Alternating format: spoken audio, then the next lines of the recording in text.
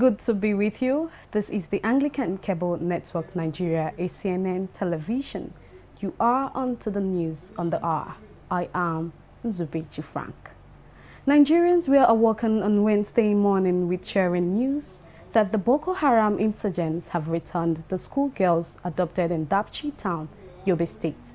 The first 110 girls were returned this morning. Reports, however, claimed that about 5 of them were found dead, while 1 was not returned on the basis of religion. At the hospital, where some of the girls that were released are presently at the hospital in Dapchi General Hospital. As we speak right now, there's a lot of jubilation going around the town, and in fact, it's an expression of jubilation and joy moment as we speak now in the Dapchi community. About over 100 girls were released. Specifically, she cannot ascertain, but they withheld one of the girls for reasons on the ground of religion. Hello? Go ahead. On the ground of religion, one of the girls was held captive that she's a Christian. But presently as we speak, we have 106 rescued girls as we speak in Dapchi. We were also told that 5 of them were dead because of emotional trauma as a result of the hardship they passed through in the forest as we speak right now. Adamawa government has expressed joy over the release of Dapchi schoolgirls by Boko Haram. Speaking to newsmen on the development, the Commissioner for Information and Strategy, Ahmad Sajo, said it was good news to the government. Also speaking, the member representing Michika Madagali Federal Constituency, Adamu Kamale, said he was happy with the developments which he described as answer to their prayers. Some students interviewed also expressed happiness over the development and urged government to take more concrete steps to avoid further adoption. The National Assembly has announced that the 2018 budget will be laid before both chambers on April 19th and subsequently passed on April 24th. This was contained in an announcement made by Speaker of the House of Representatives, Yakubu Dogara, during their plenary. Mr. Dogara said that the harmonized date was decided by both chambers of the National Assembly.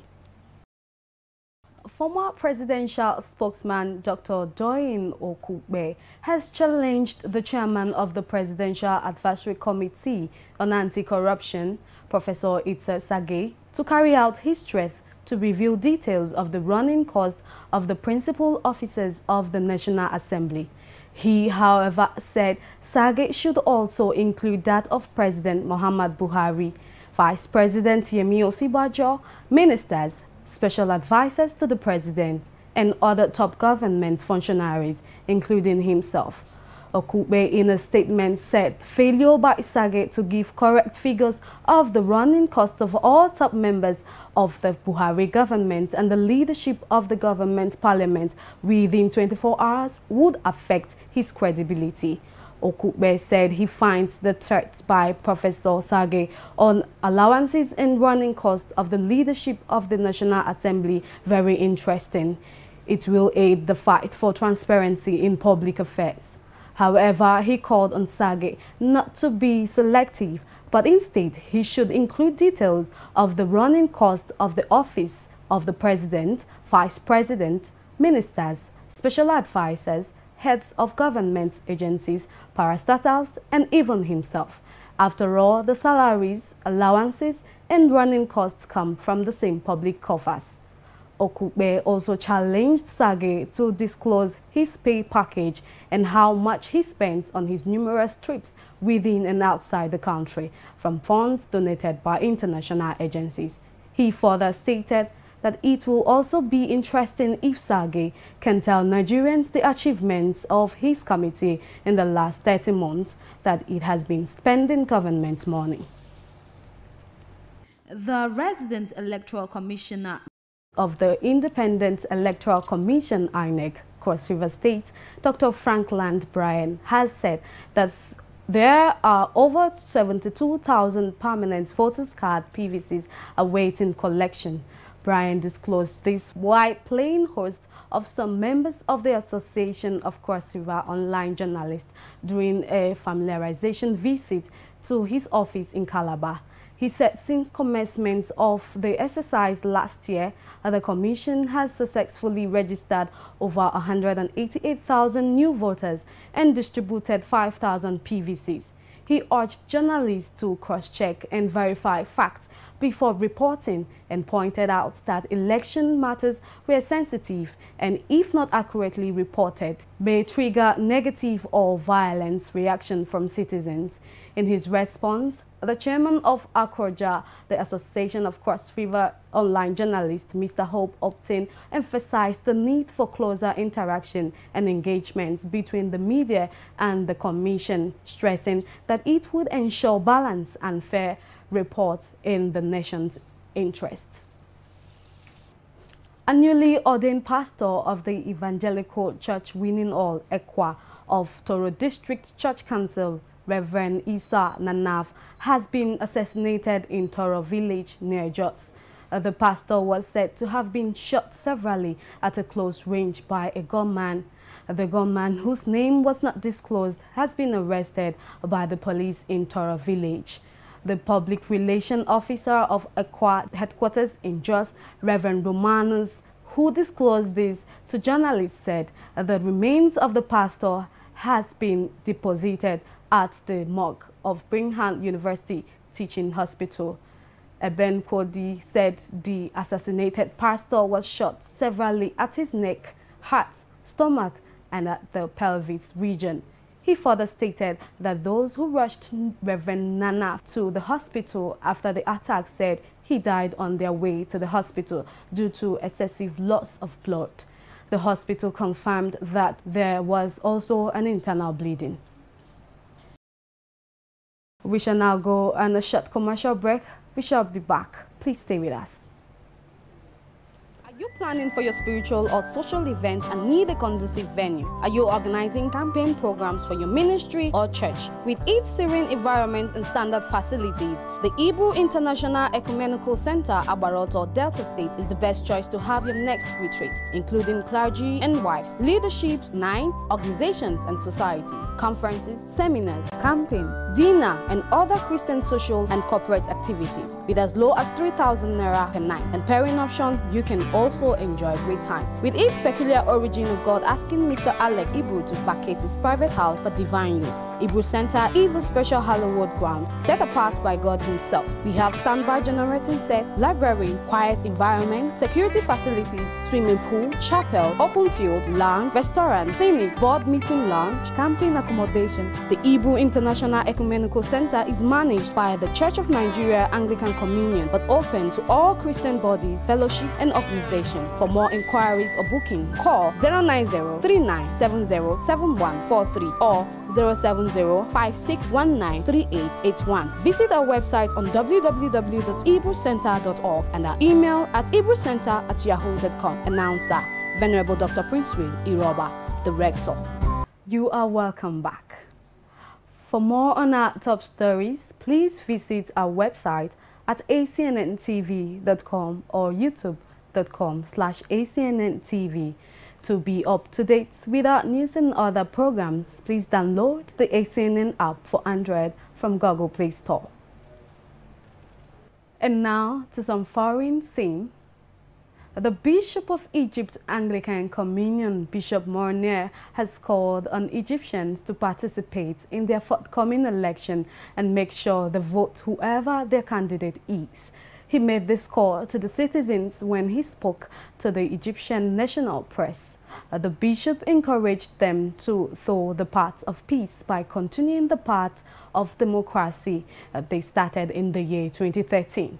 He also asked them to respect the Constitution and avoid violence, as the country already fought hard against terrorism and brought back peace to the country with the help of the army and police.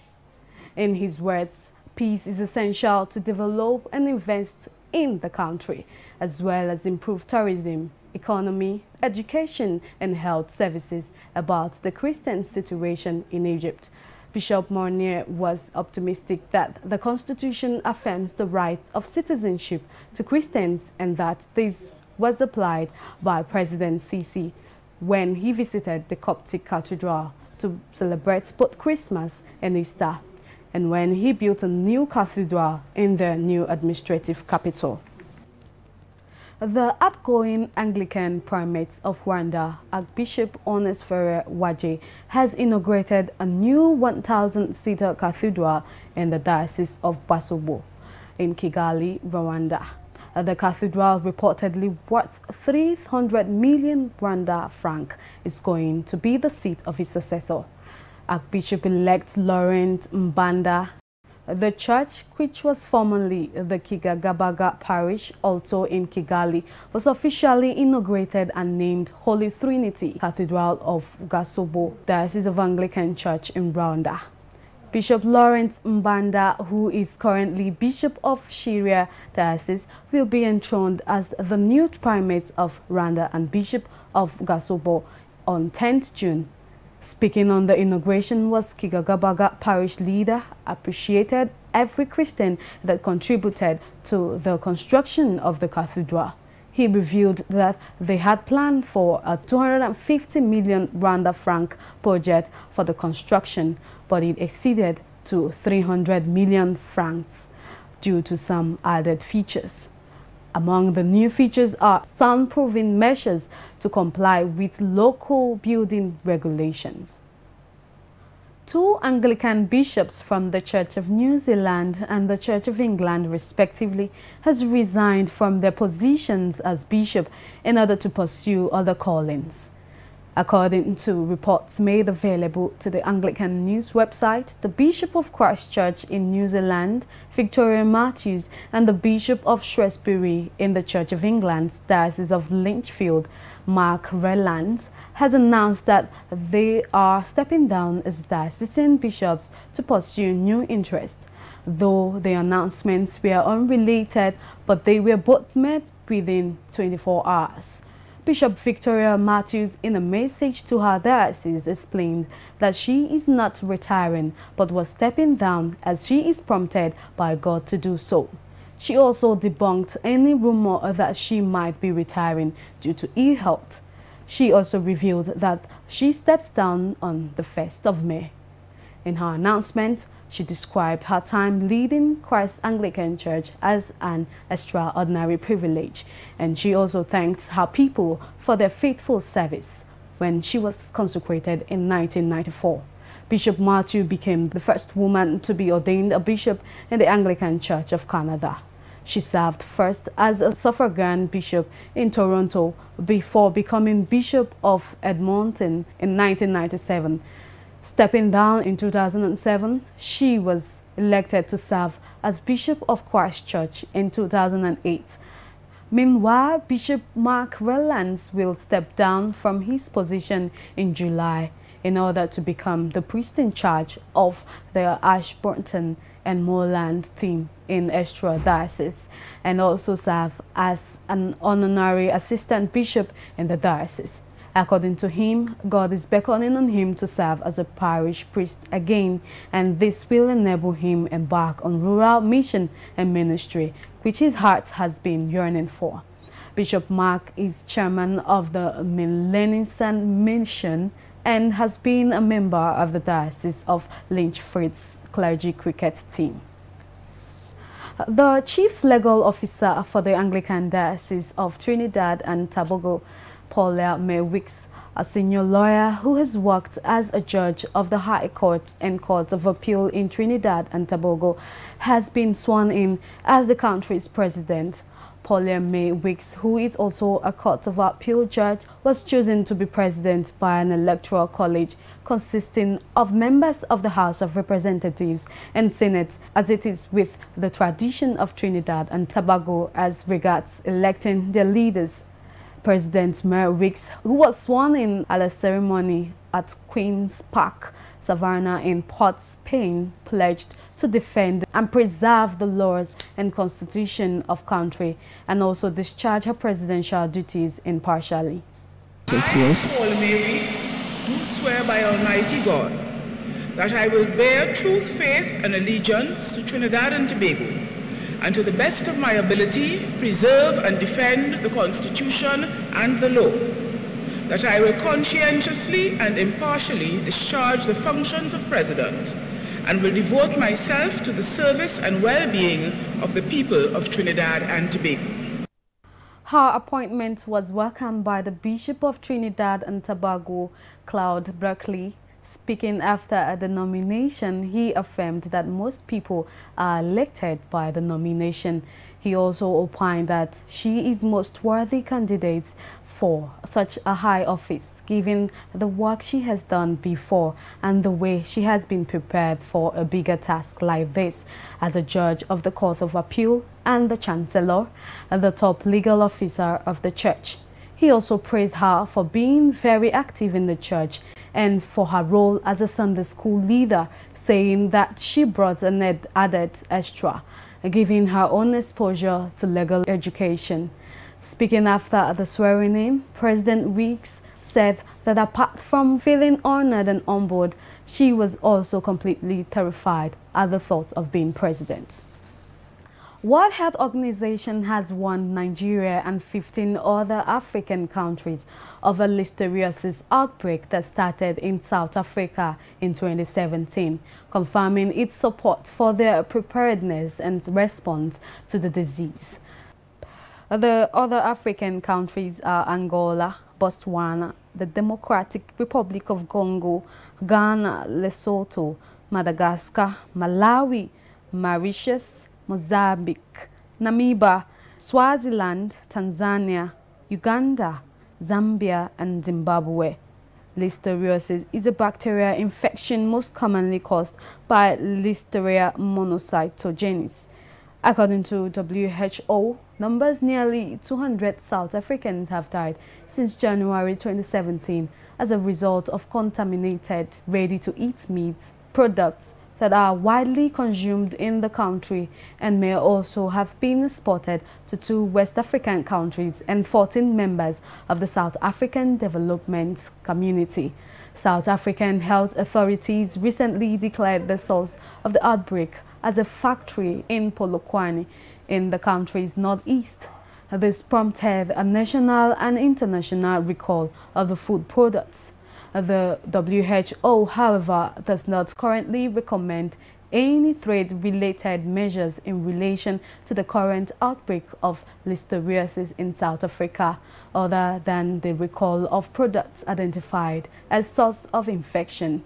The UN Health Agency is working with the 16 priority countries to improve their ability to prepare for, detect, and respond to potential outbreak. And that's all we can bring on this edition of the News on the Hour.